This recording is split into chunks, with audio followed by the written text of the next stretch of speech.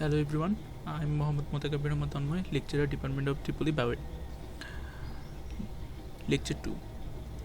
তো লেকচার 1-এ তোমরা অলরেডি দেখেছো যে পাওয়ার ইলেকট্রনিক্স বলতে কী বোঝায়, এবং পাওয়ার ইলেকট্রনিক্সের বেসিক যে কম্পোনেন্টগুলো যেগুলো নিয়ে বর্তমানে রিসার্চ অথবা পড়াশোনা করা হয়, তার মধ্যে আছে হলো DC to DC converter, DC to AC converter, AC to DC converter, তারপর AC to AC controller, resonance inverter এবং বিভিন্ন ধরনের ড্রাইভ। তো সেগুলোর মেইন যে কম্পোনেন্ট যেটার উপর ডিপেন্ড করে তোমার পাওয়ার ইলেকট্রনিক্স পুরো সাবজেক্টটা ডেভেলপড হয়েছে, সেটা হলো সুইচ। তো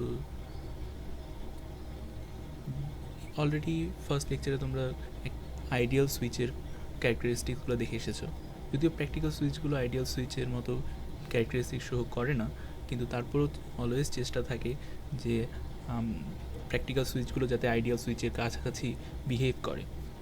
তো এই চ্যাপ্টারে আমরা কয়েক ধরনের সুইচ নিয়ে আলোচনা করবো, এবং সুইচ বলতে আমাদের মাথায় সবচেয়ে ফার্স্ট যেটা আসে সেটা হলো বিজেটি বা ট্রানজিস্টরকে সুইচ হিসেবে আমরা ইউজ করা শিখেছি সেই ইলেকট্রনিক্স 1 থেকেই। তো আজকের চ্যাপ্টারে মূলত বিজেটি নিয়েই কথা বলবো। এছাড়া আরও ধরনের সুইচ আছে, সেটা দেখি যে পাওয়ার ট্রানজিস্টর বা সুইচের যেখানেই পাওয়ার ট্রানজিস্টরগুলো অনেক ধরনের আছে, যেমন হলো বিজেটি, মসফেট, এসআইটি, আইজিবিটি এগুলো তোমাদের জন্য নতুন, এগুলো এরপরে লেকচারে আলোচনা করা হবে। তো আজকে মূলত লেকচারটা হলো বাইপোলার জাংশন ট্রানজিস্টর বা বিজেটির উপর। তো বিজেটি দুই ধরনের হয়, এনপিএন এবং পিএনপি, যেটা সবাই জানো। এবং বিজেটির মেইন পোর্টগুলোকে কি কালেক্টর, এমিটার আর বেস।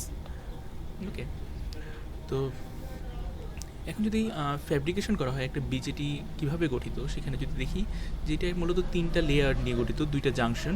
এনপিএনে যেমন একটা এন জাংশন, এন আর পি এর মধ্যে একটা জাংশন, এবং পি ও এন এর মধ্যে একটা জাংশন থাকে, এবং পিএনপিতে পিএন এবং তারপরে একটা এনপি জাংশন থাকে। তো এখানে এমিটারটাকে সাধারণত স্প্লিট করে দেখানো হয়েছে দুই জায়গায়, কিন্তু মূলত ওই সেম প্রিন্সিপালি এরকমই এন পি এন এর মতোই এটিও সেম ক্যারেক্টারিস্টিক্সই শো করে। তবে এখানে যদি একটু ডিটেইলে ভালো করে দেখি, তাহলে দেখা যায় যে এই যে এমিটারের যে পিএনপি জাংশনের এমিটারের দিকে যে পি ম্যাটেরিয়ালটা আছে সেটার উইথ কালেক্টরের দিকে যে পি ম্যাটেরিয়ালটা আছে তার থেকে অনেক বেশি, কিন্তু এখানে দেখা হয়েছে পি প্লাস, মানে ডেন্সিটি অফ ইম্পিউরিটি এটার আবার বেশি। তো এগুলোর পারপাস ছিল, অবশ্যই আছে এবং তোমরা পড়েছো অলরেডি। তো সেই জন্য এর ডিটেলসে আর না যেয়ে এর থেকে বরং স্টেটিস্টিক ক্যারেক্টারিস্টিক্স অফ যে কোনো একটা বিজেটির শিখে নিই।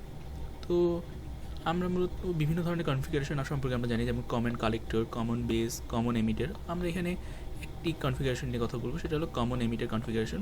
যতগুলো কনফিগারেশন শিখছো তার মধ্যে একটা জাস্ট খালি ডিটেলে না হলেও একটু হালকা করে আইডিয়া দেওয়ার জন্য, এবং আমরা শিখবো সেটা এনপিএন ট্রানজিস্টারের জন্য। তো এই যে সেই কনফিগারেশনটা কমন এমিটার, কারণ হলো এই যে এটা হলো এমিটারের সাথে এই যে কালেক্টরও কানেক্টেড, বেসও কানেক্টেড। অবশ্যই সেটা দুটি সোর্স দিয়ে, একটা হলো ভিসিসি, একটা হলো ভিবি এর ভোল্টেজ দিয়ে।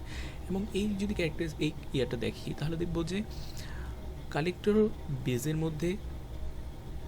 আর বেজের যে জাংশনটা আছে, কালেক্টর আর বেজে যে জাংশনটা আছে এনপিএন ট্রানজিস্টারে, এটা হলো রিভার্স বায়াসে আছে। কারণ আমরা এখানে দিয়েছি হলো কালেক্টরের পজিটিভ ভোল্টেজ আর এমিটারের নেগেটিভ ভোল্টেজ। তো এই কারণে পিএনটা এই যে সেকেন্ড যে জাংশন সেটা ফরওয়ার্ড বায়াসে আছে, কিন্তু এখানে এনের সাইডে পজিটিভ ভোল্টেজ দেওয়ার কারণে এটা আসলে রিভার্স বায়াসে।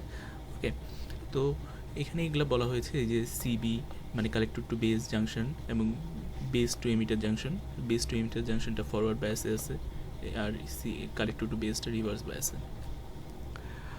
তো রিভার্স বায়াসে আছে, তারপরেও কখন কারেন্ট ফ্লো হবে?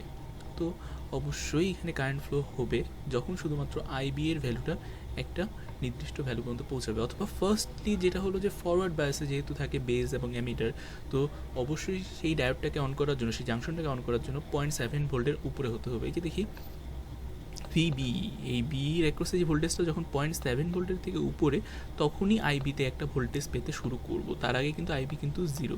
আর আইবি যদি জিরো হয়, আমরা এখানে একটা জিনিস দেখি, এই যে কারেন্ট গেইন বিটা এফ, এটা বোঝাই হলো আইসি এবং আইবি এর মধ্যে রেশিও। তার মানে আইবি যদি জিরো হয়ে যায় তাহলে আইসি অলওয়েজ জিরোই থাকবে। তো একটা নির্দিষ্ট ভ্যালু পর্যন্ত তখন আইবির মান যখন জিরো থেকে যখন একটু বাড়তে শুরু করবে, তখন আইসি এর মান এই কারেন্ট গেইন অনুসারে আরও বাড়তে বেশি পরিমাণে বাড়বে। তো এই যেখানে দেখলাম যে যত ভিবিএ এর মান বাড়ানো হবে, তত তোমার হলো এই যে আইবি এর মানটা বাড়তে শুরু করবে। আর আইবি এর মানটা যত বাড়তে শুরু করবে, এই যে দেখি আইবি এর মান যখন জিরো, তখন কিন্তু আইসি এর মান জিরোর কাছাকাছি বা জিরোর নিচে, এই জন্য এটাকে বলতেছিল কাট অফ রিজিয়ন, এই নিচের রিজিয়নটাকে।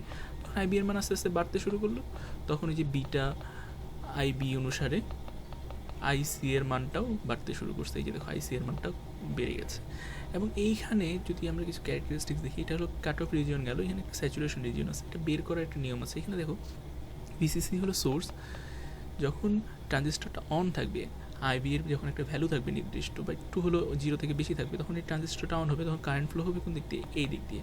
তখন দেখো সার্কিটে কিন্তু সোর্স হলো ভিসিসি, এখানে জাস্ট খালি একটা ড্রপ হবে ভিসিই, কিন্তু বাদ বাকি কিটা কি আরসি লোডের অ্যাক্রসে ড্রপ হবে। তো এইখানে যদি আমরা দেখি ভিসিসি ডিভাইডেড বাই আরসি, যদি এইখানে এটা একটা সর্বোচ্চ আইসি স্যাচুরেটেড কারেন্ট পাওয়া যাবে।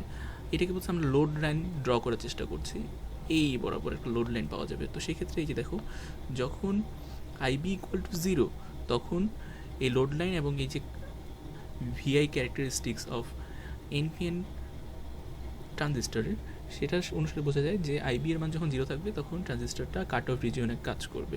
তখন আইবি এর মান আস্তে আস্তে আস্তে যখন বাড়তে শুরু করবে, তখন সেটা এই যে এই রিজিয়নটাকে বলতেছে হলো অ্যাক্টিভ রিজিয়ন, মানে কাট অফের উপরে এবং এই দাগটার ডান সাইডেরটা।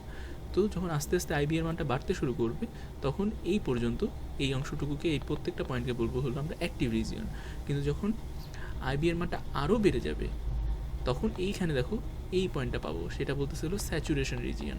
তো এইখানে আমরা এটা দেখি ক্যারেক্টারিস্টিক শো করা হয়েছে, যখন তোমার হলো ভিবি এর ভ্যালুটা যখন 0.7 নিচে, তখন স্বাভাবিকভাবে আইবি এর কোনো ভ্যালু নেই। আর আইবি এর ভ্যালু না থাকা মানে এই যে তোমার হলো কাট অফ রিজিয়নে। তারপরে আস্তে আস্তে ভিবি এর মানটা বাড়ছে, সাথে সাথে আইবি এর মানটাও বাড়া শুরু করছে।